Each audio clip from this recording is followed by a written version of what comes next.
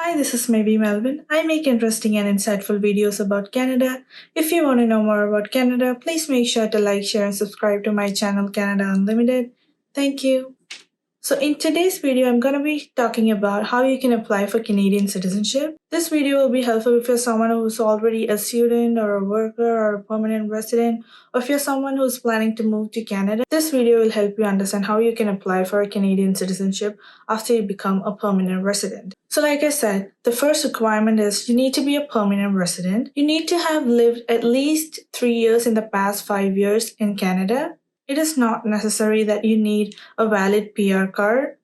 You can also use your expired PR card to apply for your citizenship. You should have lived in Canada for at least 3 years in the past 5 years. That is, physically present in Canada for at least 1,095 days, to be precise. So you need to have been present in Canada for 1,095 days on the day you apply for your citizenship. Some of you might be thinking, will the time I spend as a temporary resident count towards the number of days when you apply for your permanent resident? So I came as a student. So student or a worker or a visitor is considered as a temporary resident. So one of the biggest concerns I had was that will the number of days we lived as a temporary resident count towards the total number of days? Because they say one of the requirements is permanent residence.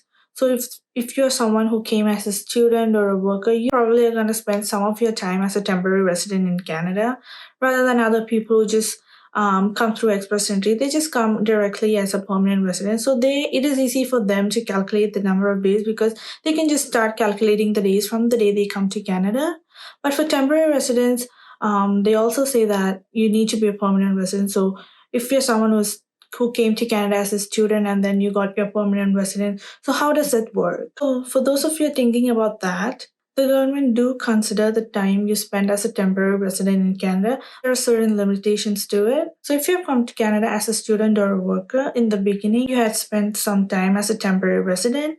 1 day is counted as half a day for temporary residents, which means to complete 365 days, you should have lived in Canada for 2 years as a temporary resident. And the maximum number of days they count is 365 days, which means if you have lived for 3 or 4 years as a temporary resident, like that is as a student or a worker, they only consider the 2 years day, which is 365 days.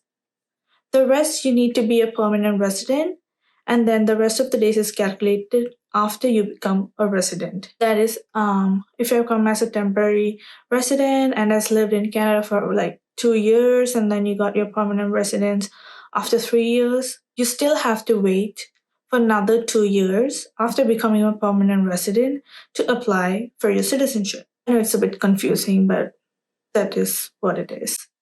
For permanent residents, it's quite easy. You just have to start calculating the number of days you were physically present in Canada. From the day you came to Canada and started living in Canada, you can count from that day. So if you are not sure how many days you were present in Canada, I'll put a link below where you can calculate the number of days you've lived in Canada. You should take out the days if you've traveled somewhere out of Canada.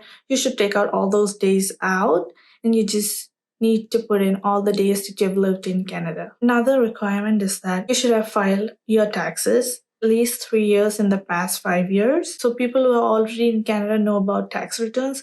So every year we file our tax returns. So if you're someone new or you're a new permanent resident, make sure you do your taxes every single year. You can get help there are lots of private people who do taxes every year. So you can just contact them. You can just Google them and just find out where you can file your taxes, and make sure you file your taxes every single year. The next important thing is that you need to prove your language skills. So as many of you know, Canada's 2 official languages are English and French. You need to take a test in either one of them to prove your language abilities. So you need to take a test if you're between the age of 15 to 54. You need to prove that you can speak and listen to a certain level in one of the languages. So how do they check your language skills? So they check your language skills in the following ways. They'll first review the language proof that you'll send with your application. So they'll also check how well you can communicate with the citizenship officer at any time during the process, assessing your language level during hearing with the citizenship official if required. To become a citizen, you need to meet the Canadian Language Benchmark CLB of at least 4 or higher. So this means that you take part in daily conversations, you can understand directions, you can understand what the other person is trying to say, you can communicate well with other people, asking questions, directions. You need to know how to communicate with people easily. That's what they're trying to understand, that you can easily understand what other people are trying to say. What they're looking for is that you have the minimum communication skills in either of the languages. So they'll also check your basic grammar, verbal structure and tenses, the common words and phrases that Canadians use. So it's basically like they're just testing if you know how to communicate with other people. So they do accept diplomas, certificates, and tests like proficiency test results as a document. So if you're someone who has studied, if in your country you have studied in English or French, they do accept those documents as well, but you need to check with them before you send your application that you have studied in English or French or whatever. You need to make sure that the document you have is acceptable to the Canadian government. Next step is you need to pass a citizenship test. So if you send the right documents, they'll tell you to take a citizenship test. So if you're someone who is 18 to 54 years of age, you need to take the citizenship test. So the questions will be about the rights and responsibilities of Canadians, and Canada's history, geography, economics, government, laws and symbols, etc. So it's basically all about Canada. Tests will be either in English or French, whichever language you prefer. It is a 30-minute long test. There will be 20 questions. It's either true or false, so you can choose the right option.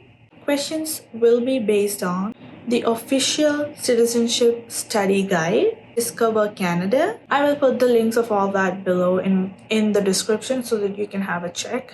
So usually the test is written and sometimes it can be oral. It depends, but mostly it will be written test. So there are some prohibitions for people to apply for citizenship. If someone who has committed a crime inside or outside of Canada, you may not be eligible to become a Canadian citizen for a certain amount of time. It depends on what type of crime you have committed. You need to contact a lawyer or a legal advisor to know more about that. So if you have been in prison also, there will be some legal restrictions to apply for citizenship, and they do not count that time you spend in the prison, number of days you have lived in Canada. So how to apply and where to apply, put the links in the description below. You also need to pay your fees online, so I put that link too in the description below. Make sure you check that out. Finally, after doing all this, you submit your application. So there are certain things that you should make sure that you do before you submit your application. Do not forget to sign your application form. So make sure you put the same date that you sign on the application form. So also use the same date to calculate the number of days you've lived in Canada. You can send your complete application by mail or courier. I will put a screenshot of the address here so that you can just take a screenshot in your mobile or something and then keep it to send your application. So once you sign the documents, make sure you send those documents within 90 days from the date you sign the documents, because if it exceeds 90 days, they won't process your application. So what is the processing time for a Canadian citizenship?